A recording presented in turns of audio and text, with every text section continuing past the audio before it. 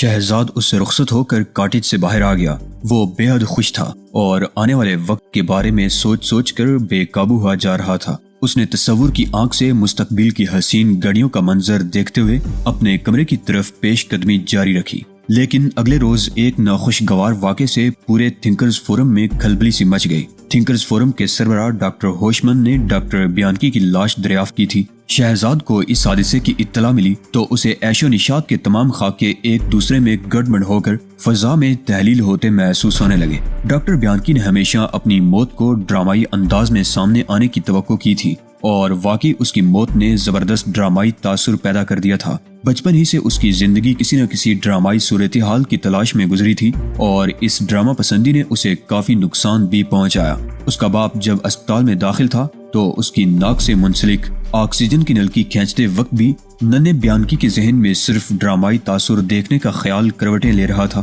یہ الگ بات ہے کہ اس ڈرامے کے انجام میں اس کے بوڑھے باپ کا انتقال ہو گیا تھا۔ حادثے کی رات وہ حشیش برے پائپ کی کش لے رہا تھا اور اس کا ذہن بری طرح، جس میں اس نے تنویمی اثر کے تحت نہ صرف بے لباس ہونے کی ضرورت محسوس کی تھی بلکہ اس نے چند الٹی سیدھی باتیں بھی کی تھی۔ وہ حیران تھا کہ تنویمی اثر کے تحت اس نے ایسا کیوں کیا۔ حشیش کے کش لگاتے ہوئے ابھی وہ اسی موضوع پر غور کر رہا تھا کہ اچانک اس کے خفیہ کمرے کا دروازہ کھل گیا۔ ڈاکٹر بیانکی نے چونک کر دروازے کی طرف دیکھا۔ دروازے میں ایک بے پناہ حسین لڑکی کھڑی تھی۔ حشیش کے نشے میں اسے وہ لڑکی معمول سے کچھ زیادہ ہی خوبصورت نظر آئی تھی۔ اس لڑکی کو اس نے پہلے بھی کہیں دیکھا تھا، لیکن کہاں، یہ بات اسے یاد نہیں آ رہی تھی۔ لڑکی نے آتے ہی جس والہانہ انداز میں اس سے لپٹنے کی کوشش کی تھی، اس سے وہ بے خود ہو گیا، لیکن ابھی وہ جذبات کے سمندر میں غوطے ہی کھا رہا تھا کہ اچانک اسے یوں محسوس ہوا جیسے اس کے جسم کے کسی حصے سے خون کا تیزی سے خراج ہونا شروع ہو گیا ہو۔ اس نے پہلے تو اسے محض اپنا وہم ہی سمجھا۔ اس قسم کے وہم آمیز مناظر وہ بچپن ہی سے دیکھتا چلا آیا تھا اور ایسے ہی واہموں کو اہمیت دینے کی پاداش میں اس نے لمبی لمبی قید بھی بھگتی تھی۔ لیکن اس طرح قید ہونے سے ایک فائدہ یہ ہوا کہ اس نے وقت گزاری کے لیے مطالعہ شروع کر دیا اور بالآخر جزیرہ فردوس کے نامور سائنسدانوں میں اس کا نام لیا جانے لگا۔ اس نے بڑی محروم قسم کی زندگی گزاری تھی اور شاید یہ انہی محرومیوں کا اثر تھا کہ چونکا دینے والی ایجادات کے ذریعے اس نے خود کو نمایاں کرنا شروع کر دیا تھا۔ لیکن گزشتہ شب شو میں غیر ارادی طور پر اسے جو حرکت سرزد ہوئی تھی، اس نے ڈاکٹر بیانکی کی روح تک کو تڑپا دیا تھا اور اب وہ رفتہ رفتہ سب کچھ سمجھتا جا رہا تھا۔ اس لڑکی کے بارے میں، ایک کوڑا بردار شخص کے متعلق اور کسی کیمرہ مین کے سلسلے میں،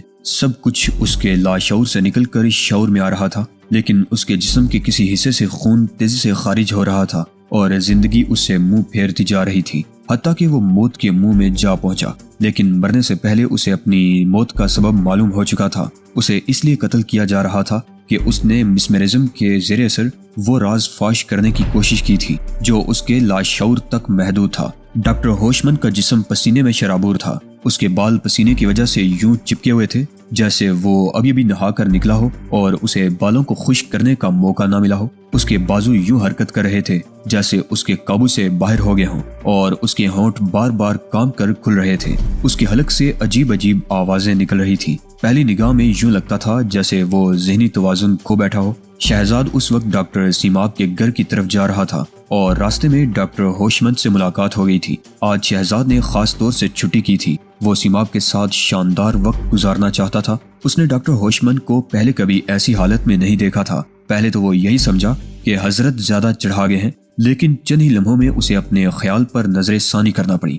وہ نہ صرف ہوش میں تھا بلکہ اس نے ایک قطرہ بھی نہیں پی رکھی تھی۔ وہ شدید دہشت اور ہیجانی کیفیت میں مبتلا تھا۔ شہزاد نے اسے سنبھالنے کی کوشش نہیں کی۔ وہ جانتا تھا کہ ایسے موقع پر کسی کو تسلی دینے والے احمق ہی ہوتے ہیں، لیکن وہ اس بات سے بے خبر تھا کہ آخر ڈاکٹر ہوشمن کس مصیبت میں مبتلا ہو کر اس حالت کو پہنچا ہے۔ ڈاکٹر ہوشمن نے اسے کچھ سمجھانے کی کوشش کی تھی، لیکن نہ تو وہ سمجھانے میں کامیاب ہوا تھا اور نہ ہی شہزاد کچھ سمجھ سکا تھا۔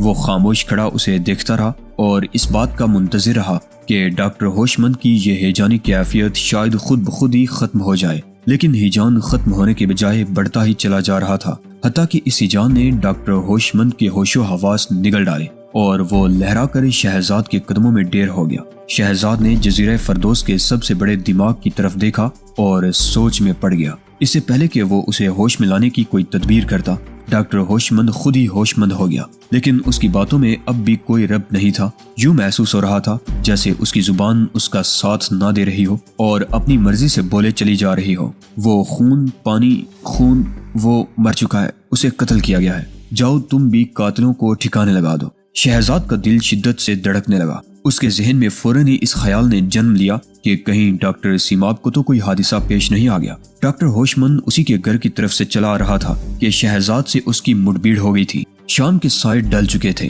اور ٹھنڈی ٹھنڈی ہوا کے جھونکوں نے رخساروں سے ٹکرا ٹکرا کر ان میں آگ سی برنا شروع کر دی تھی، لیکن شہزاد اس ٹھنڈی حرارت کو صرف رخساروں کی بیرونی جلد کی حد تک ہی محسوس کر رہا تھا، ورنہ خود اس کے رگو پے میں تو جذبات کا لاوا موجزن تھا، جس کی تسکین کے لیے اسے ڈاکٹر سیماب نے اپنے ہاں آنے کی دعوت دی تھی۔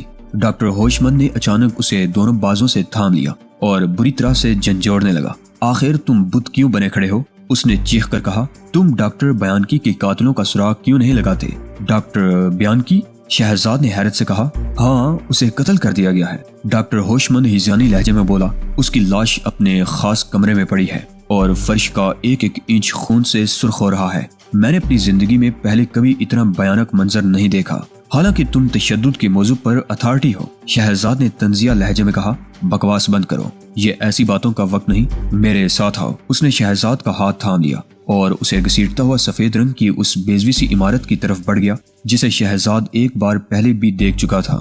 بیضوی عمارت میں داخل ہونے کے بعد ڈاکٹر ہوشمند اس کی آتش دان کے سامنے رک گیا، جو در حقیقت ڈاکٹر بیانکی کے کمرہ خاص کا خفیہ دروازہ تھا۔ ڈاکٹر ہوشمند نے آتش دان کی طرف اشارہ کرتے ہوئے کہا، اس نے ٹھیک 7 بجے مجھ سے ملاقات کا وعدہ کیا تھا، لیکن وہ نہیں آیا۔ بیانکی وقت کا سختی سے پابند تھا، اس لیے مجھے تشویش ہوئی کہ آخر کیا معاملہ ہے۔ میں نے ٹیلی فون پر رابطہ کرنے کی کوشش کی، لیکن ڈاکٹر بیانکی کی طرف سے کوئی جواب نہیں ملا۔ بالآخر میں گھبرا کر خود ہی یہاں چلا آیا اور یہاں کر اس کی لاش سے ملاقات ہوئی۔ شہزاد نے اسبات میں سر ہلا دیا۔ پولیس کو اطلاع دینے کی ضرورت نہیں، کیونکہ اس طرح پریس کو تھنکرز فورم کے بارے میں افواہیں اڑانے کا موقع مل جائے گا۔ کیا تم اپنے طور پر اس معاملے کو سنبھال سکتے ہو؟ کیوں نہیں؟ آخر مجھے اسی مقصد کے لیے یہاں متعین کیا گیا ہے۔ تو بس پھر ٹھیک ہے، میری طرف سے تمہیں اجازت ہے، قاتلوں کو تلاش کرو اور انہیں ایسی اذیت ناک موت مارو جس کی مثال پہلے کبھی نہ سنی گئی ہو۔ کیا آپ قاتلوں کی نشاندہی کر سکتے ہیں؟ نہیں، لیکن اس معاملے کا کل کے مسمرزم شو سے گہرا تعلق ہے،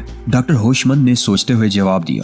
کل اسے ٹرانس میں لا کر یہ ہدایت کی گئی تھی کہ وہ اپنی زندگی کے سب سے اذیت ناک دور تک ذہنی طور پر رسائی حاصل کرنے کی کوشش کرے۔ اوہ، شہزاد نے چونک کر کہا۔ یہ بات اسے پہلے بھی بتائی گئی تھی، لیکن اس نے زیادہ اہمیت نہیں دی تھی۔ اس نے ذہن پر زور ڈال کر وہ سب کچھ یاد کرنے کی کوشش کی جو کچھ اس سلسلے میں اسے بتایا گیا تھا۔ پھر وہ بھی دل ہی دل میں ڈاکٹر ہوشمند کی اس دلیل کا قائل ہو گیا، لیکن اس نے زبان سے کچھ نہیں کہا۔ کیا یہ ممکن نہیں کہ یہ انہی موٹر سائیکل سوار غنڈوں کا کارنامہ ہو جنہوں نے تھنکرز فورم پر ایک بار پہلے بھی حملہ کیا تھا؟ میں کچھ نہیں جانتا، بس قاتلوں کو تلاش کرو اور انہیں عبرت ناک سزا دو، تاکہ آئندہ کسی کو جزیرہ فردوس کے اعلیٰ ترین دماغوں کی طرف اس انداز میں دیکھنے کی جرت بھی نہ ہو سکے۔ شہزاد نے اس بات میں سر ہلا دیا۔ میرا خیال ہے سب سے پہلے مجھے لاش کو ایک نظر دیکھ لینا چاہیے، شہزاد نے تجویز پیش کی۔ کیوں نہیں، ڈاکٹر ہوشمند نے کہا اور خفیہ دروازہ کھول کر شہزاد کو اندر جانے کا اشارہ کیا۔ شہزاد نے کمرے میں قدم رکھا تو ایک لمحے کے لیے اسے اپنی کھوپڑی گھومتی ہوئی محسوس ہوئی۔ ڈاکٹر بیانکی مرنے سے پہلے حشیش سے بھرا ہوا پائپ پی رہا تھا اور کمرے میں ابھی تک حشیش کی بدبو پھیلی ہوئی تھی۔ خود بیانکی کمرے کے درمیان چت پڑا تھا اور اس کی آنکھیں چھت کو یوں گو رہی تھی جیسے وہ عالم بالا کی طرف جاتی ہوئی اپنی روح کو گو رہی ہوں۔ اس کا جسم سرخ سرخ خون کے تالاب میں پڑا تھا اور یوں محسوس ہو رہا تھا جیسے بیانکی اپنے خون میں تیر رہا ہو۔ وہ بے لباس تھا اور شہزاد نے پہلے ہی نگاہ میں دیکھ لیا تھا کہ ڈاکٹر بیانکی کے جسم کا ایک حصہ کٹ چکا ہے اور وہاں سے خون کے بے پناہ اخراج کے باعث اس کی موت واقع ہوئی ہے۔ شہزاد چند لمحوں تک لاش کو گورتا رہا اور سوچتا رہا کہ اس انداز میں صرف وہی قتل کر سکتا ہے جس پر ڈاکٹر بیانکی کو بے پناہ اعتماد رہا ہوگا،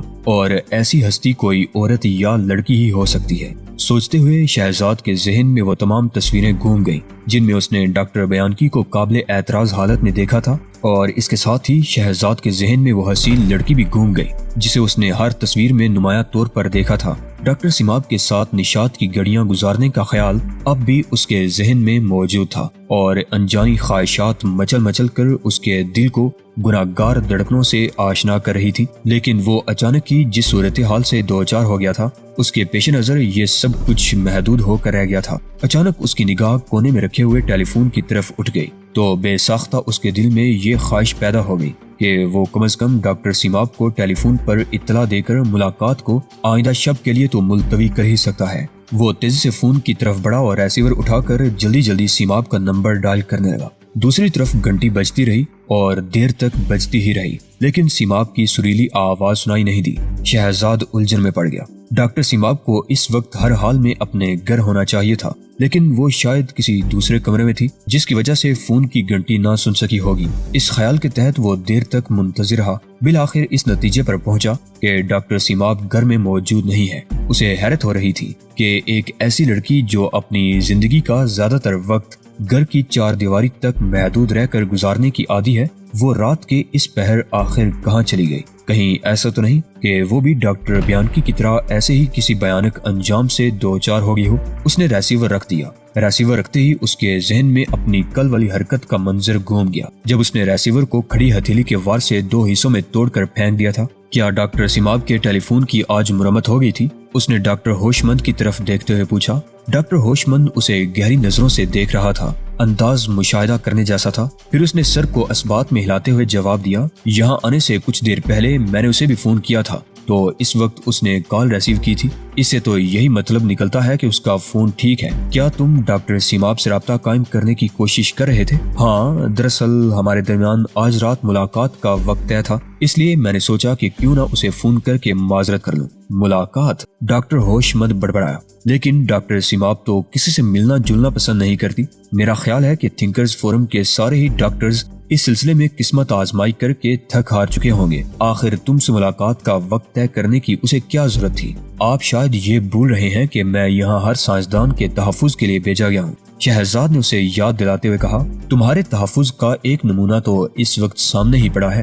ڈاکٹر ہوشمند نے بیانکی کی لاش کی طرف اشارہ کرتے ہوئے کہا، اس سلسلے میں آپ مجھے مورد الزام ٹھہرانے میں حق بجانب ہوتے، بشرطے کہ مجھے ابتدائی تحقیقی بات چیت کو دخل در معقولات سمجھ کر ٹالا نہ گیا ہوتا۔ میں پہلے ہی دن سے تحفظ کا شور مچا رہا ہوں لیکن آپ لوگوں کو کسی تحفظ کی ضرورت ہی نہیں تھی۔ شہزاد کا لہجہ بے حد تلخ ہو گیا لیکن اس نے جلدی ہی خود پر قابو پا لیا اور دھیمی سی مسکراہٹ اس کے ہونٹوں پر بکھر گئی۔ میرا خیال ہے ہمیں اس کمرے سے نکل کر کہیں اور چلنا چاہیے تاکہ اطمینان سے بات چیت کی جا سکے۔ وہ باہر آ گئے اور باتیں کرتے ہوئے ایک طرف چل دیے۔ راستے میں شہزاد ٹائیگر نے ڈاکٹر سیماب کے گھر کی طرف دیکھا لیکن وہ اندازہ نہ لگا سکا کہ وہ حسین لڑکی اس وقت گھر میں موجود ہے یا نہیں۔ اس نے سوچا کہ سیماب کے سلسلے میں وہ بعد میں بھی معاملہ فہمی کر سکتا ہے۔ وہ اسی طرح چلتے ہوئے بازار میں نکل آئے۔ یہ علاقہ سینٹر کہلاتا تھا، ویسے بھی اس حصے کو تھنکرز فورم کی مرکزی حیثیت حاصل تھی۔ شہزاد زیادہ تر فورم کے سلسلے میں سوال کر رہا تھا اور اس کی کوشش تھی کہ وہ ڈاکٹر ہوشمند سے ہر ممکن بات معلوم کرے۔ تمہارا کیا ارادہ ہے؟ ہوشمند نے سوال کیا۔ سب کچھ مجھ پر چھوڑ دیں۔ کیا تھنکرز فورم کا تحقیقی کام بھی؟ ہوشمند کے لہجے میں حیرت تھی۔ جی نہیں، شہزاد نے بمشکل ایک بے ساختہ کہکے کو دباتے ہوئے جواب دیا۔ میرا اشارہ قتل کی اس واردات کی طرف تھا۔ میں جانتا ہوں کہ تم اس معاملے کو سنبھالو گے۔ ڈاکٹر ہوشمند نے اس کے کندھے پر شفقت سے ہاتھ پھیرتے ہوئے کہا، ویسے میرا مشورہ ہے کہ تم اس معاملے سے اب پولیس کو مطلع کر ہی ڈالو۔ میں دیکھتا ہوں۔ ویسے پولیس شہزاد جملہ ادھورا ہی چھوڑ کر ڈاکٹر ہوشمند کی طرف متوجہ ہو گیا جو اس کے ساتھ چلتے چلتے اچانک ہی بے ہوش ہو کر فٹ پاتھ پر گر گیا تھا۔ اس وقت وہ ایک ٹیلی فون بوتھ کے سامنے تھے۔ شہزاد نے جھک کر ڈاکٹر ہوشمند کا پائپ اس کے منہ سے نکال لیا جو اس انداز میں الٹا تھا کہ ڈاکٹر کے بالوں کو آسانی سے آگ لگ سکتی تھی۔ اچانک ایک کار ان کے قریب رک گئی۔ ڈرائیونگ سیٹ پر موجود ہستی نے مدد کی پیشکش کی۔ شہزاد نے چونک کر اس کی طرف دیکھا۔ یہ ہنا تھی۔ اس کے بال سنہرے تھے اور اس کے چہرے سے بے پناہ درشتی ٹپکتی محسوس ہوتی تھی۔ اس کی آنکھوں سے بھی سختی کا احساس ہوتا تھا۔ اس کی آنکھوں میں بے پناہ چمک تھی۔ یہ ڈاکٹر نوریان کی بیٹی تھی۔ شہزاد نے ہاتھ لہرا کر اسے چلے جانے کا اشارہ کیا۔ اسے یہ لڑکی قطعاً پسند نہیں تھی۔ اس نے محسوس کیا کہ لڑکی نے اس کے انداز سے بے حد توہین محسوس کی ہے۔ اس نے انجن سٹارٹ کیا اور اگلے لمحے اس کی کار طوفانی رفتار سے آگے بڑھ گئی۔ گزشتہ دنوں ہنگامی صورتحال کے تحت اس کے چیف بہرام نے اسے ایک خصوصی نمبر دے دیا تھا۔ اس نمبر پر شہزاد اس سے جب جی چاہے رابطہ قائم کر سکتا تھا۔ اس نے ایک بار گہری نظر سے ڈاکٹر ہوشمند کی طرف دیکھا، وہ اب بھی بے ہوش پڑا تھا۔ شہزاد نے سوچا کہ وہ اس موقع سے فائدہ اٹھا کر کم از کم بہرام سے فون پر بات تو کر ہی سکتا ہے۔ اس نے اسے فٹ پاتھ پر چھوڑا اور خود ٹیلی فون بوتھ میں گھس کر بہرام سے رابطہ قائم کرنے کی کوشش کرنے لگا۔ فوراً ہی دوسری طرف سے بہرام کی آواز سنائی دی۔ کیا بات ہے ٹائیگر؟ بہرام کا لہجہ خاصا برہم تھا۔ شہزاد نے جواباً اسے اب تک کی تمام رودات سنا دی اور پھر مسکرا کر بولا، ڈاکٹر سیماب مجھے اچھی لگنے لگی ہے، باس اس سے دور رہنا۔ بہرام غرایا، او کیا وہ آپ کی منظور نظر ہے؟ بکواس مت کرو، وہ ہماری ایجنٹ ہے اور وہ صورتحال کی رپورٹ تم سے پہلے ہی دے چکی ہے۔ اس سے دور رہنا ٹائیگر، وہ اس معاملے میں ہماری مددگار ہے۔ وہ اب تک کئی کارآمد باتیں بتا چکی ہے۔ کیا اس فوٹوگرافر کے بارے میں بھی جس نے وہ قابل اعتراض تصویریں اتاری تھی؟ سنو، بہرام نے یکا کہا، اب ہم اس معاملے سے ہاتھ کھینچ رہے ہیں، اس لیے تم وہاں سے ہٹ جاؤ۔ تم معمول کے مطابق اپنی زندگی گزارنا شروع کر دو، ہم خود ہی تم سے رابطہ قائم کر لیں گے۔ شہزاد نے جلا کر ریسیور کو حکم میں ڈال دیا۔ ڈاکٹر سیماب کے سلسلے میں بہرام نے جو انکشاف کیا تھا اس کی وجہ سے شہزاد کا موڈ زیادہ خراب ہو گیا تھا، لیکن اس نے فیصلہ کر لیا تھا کہ وہ اس لڑکی سے ضرور نمٹے گا۔ آخر اس نے کیا سمجھ کر اسے احمق بنانے کی کوشش کی تھی؟ وہ ڈاکٹر ہوشمند کے قریب آیا تو اس کے پپوٹے پھڑپھڑا رہے تھے اور وہ ہوش میں آ رہا تھا۔ جلد ہی وہ اٹھ بیٹھا۔ اتفاق سے اس وقت اس طرف سے کسی کا گزر نہیں ہوا تھا، ورنہ وہاں اچھا خاصا ہجوم ہو جاتا۔ ڈاکٹر ہوشمند نے ہوش میں آتے ہی اس سے سوال کیا، تم کیسے ہو بیٹے؟ ٹھیک ہوں، پولیس کو فون نہیں کر سکا۔ میں تمہاری دشواری کو سمجھتا ہوں، سیکورٹی آفیسر کی ڈیوٹی واقعی بڑی سخت ہوتی ہے، لیکن میرا خیال ہے کہ میں شاید اب کام جاری نہ رکھ سکوں۔ کیوں؟ ڈاکٹر ہوشمند نے حیرت سے کہا، تم ایسا نہیں کر سکتے، مجھے تمہاری ضرورت ہے۔ میں پولیس کو خود فون کر کے بتا دیتا ہوں اور سارا معاملہ سنبھال لوں گا، تمہیں کسی دشواری میں نہیں پڑنے دوں گا۔ شہزاد نے اس بات میں سر ہلا دیا۔ ڈاکٹر ہوشمند کپڑے جاڑتا ہوا ٹیلی فون بوتھ کی طرف بڑھ گیا اور شہزاد چپکے سے آگے بڑھ گیا۔ وہ جلد از جلد اس ٹیلی فون بوتھ سے دور پہنچ جانا چاہتا تھا۔ ڈاکٹر نوریان نے نیگیٹو نکالے اور انہیں غور سے دیکھنے لگا۔ اس سے پہلے جو تصاویر تیار ہوئی تھی ان میں روشنی کا انتظام زیادہ درست تھا، اس لیے تصویریں بہتر آئی تھی، جبکہ ان تصویروں میں ہلکی سی دھندلاہٹ تھی، لیکن اسے تصویروں کے مقصد پر کوئی حرف نہیں آ سکتا تھا۔ اس لیے ڈاکٹر نوریان نے اطمینان کی ایک طویل سانس لی، کیونکہ بہرحال اس کے سامنے تصویروں کا ایک مکمل سیٹ موجود تھا۔ ان تصویروں کو دیکھنے کے بعد اس نے پائپ جلایا اور دھیرے دھیرے اس کے کش لیتا ہوا خیالوں کی گہرائی میں کھو گیا۔ وہ گزشتہ کئی مہینے سے تھنکرز فورم میں تھا اور اب تک کئی سائنسدانوں کی اس انداز میں تصویریں اتار چکا تھا۔ اس نے تصویریں ایک لفافے میں ڈال دی، اس کے ہونٹوں پر شفاف مسکراہٹ رقص کرنے لگی۔ یہ تصویریں بے حد قیمتی تھی۔ ان تصویروں کی مدد سے وہ تھنکرز فورم کے سائنسدانوں کو بلیک میل کرنے کا ایک پروگرام ترتیب دے چکا تھا۔ ایک بار جس کی تصویریں اس کے پاس پہنچ جاتی تھی، گویا وہ شخص اس کی مٹھی میں آ جاتا تھا۔ وہ اطمینان سے مسکرا دیا کہ جزیرہ فردوس کے وہ سائنسدان گویا اس کی غلامی میں آ گئے ہیں، جن کو دنیا کی کوئی طاقت کسی طرح بھی خرید نہیں سکتی تھی۔